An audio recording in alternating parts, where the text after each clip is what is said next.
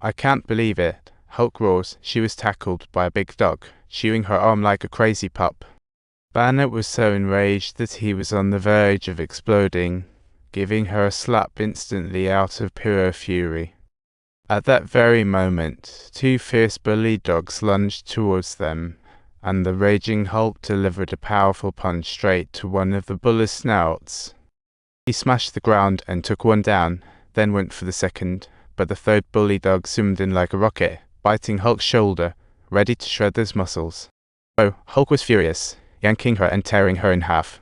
Covered in scratches, Hulk felt the pain this time. This time, Hulk genuinely felt torn apart, wondering, did I really do that?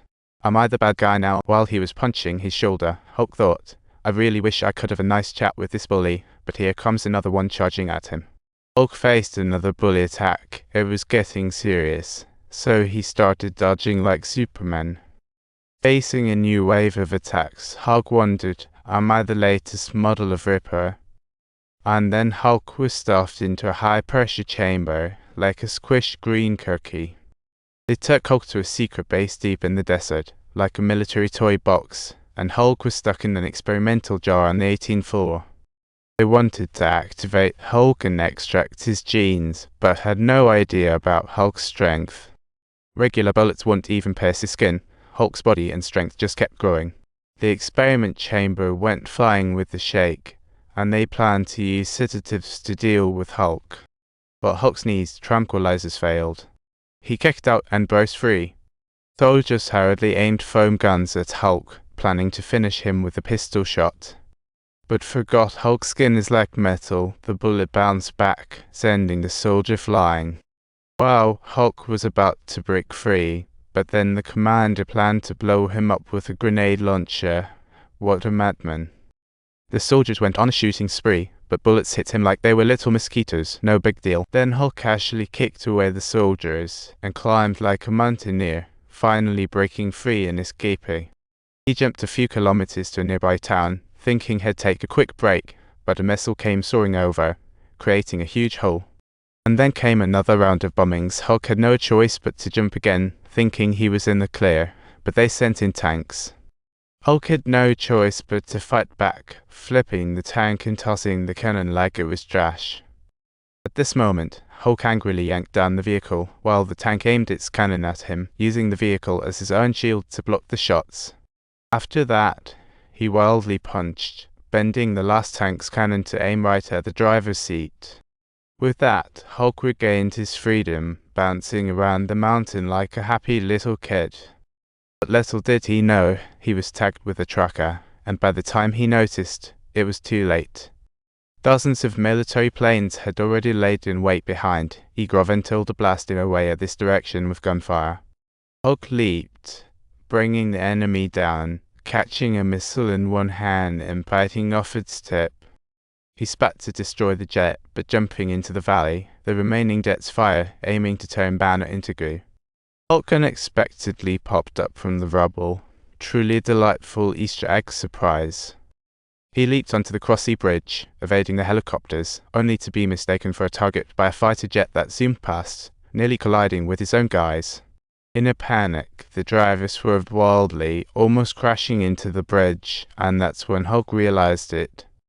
Hulk leaped to the back of the fighter jet, and suddenly there was no one chasing him. Seeing this, the commander ordered the pilot to head straight for the moon, trying to drop Hulk down for a death fall.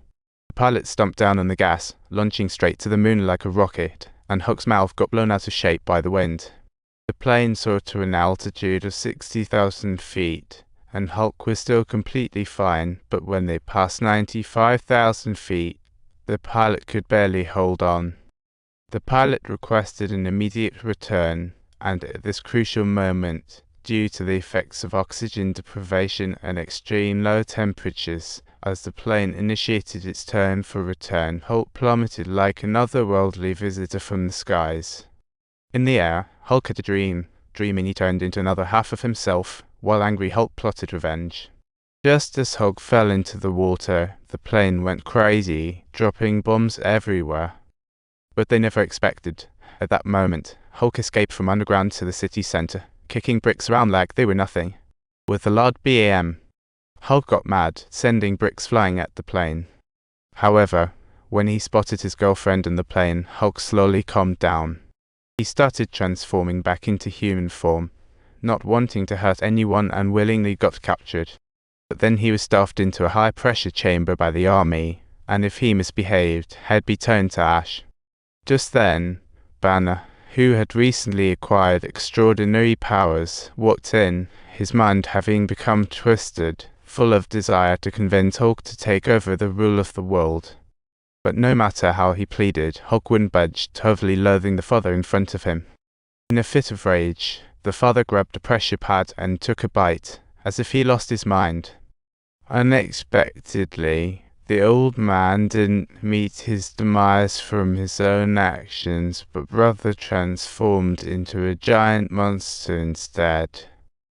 Plus, he could suck the electricity out of the whole city, and General Ross urgently ordered, "Get rid of these two ASAP." However, on the dad's provocation, Hulk awakened again. With a flash of lightning, Father and Hulk soared into the sky. They soared through the dense clouds to arrive at a secluded deep mountain lake, where Dad had already transformed into a towering giant rock. The furious Hulk, with blazing fury in his heart, vowed to take this giant rock down.